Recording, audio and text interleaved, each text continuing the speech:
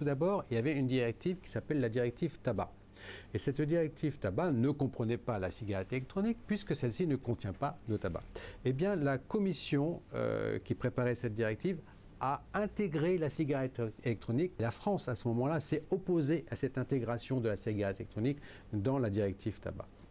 Non seulement ils ont intégré la cigarette électronique, mais ils ont demandé à ce que ça soit un médicament exclusif. L'industrie pharmaceutique aujourd'hui n'est pas prête. Il aurait fallu attendre 2-3 ans. Le 9 septembre, les parlementaires européens avaient reçu des appels de vapoteurs de toute l'Europe qui leur avaient dit « Attendez, c'est scandaleux ce projet de directive ». Ils ont donc décidé que la cigarette électronique allait rester un produit d'usage courant avec toutes les règles de sécurité des produits d'usage courant et qu'au-dessus de 30 mg, ça devrait être un médicament.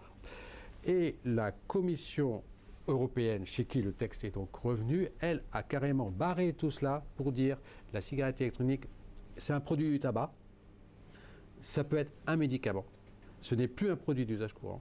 Mais non seulement ça, on interdit les modèles actuels dont on ne connaît pas les doses fixes de délivrement de la nicotine, on interdit les modèles rechargeables, on interdit et tout doit être en cartouche scellée, et ces cartouches scellées doivent contenir au maximum 10 mg de nicotine. Figurez-vous que ces spécifications, 1, elles détruisent tout le marché actuel de la cigarette électronique en France, 2, ces spécifications correspondent exactement au modèle Vype d'American British Tobacco et à un autre modèle US de Reynolds.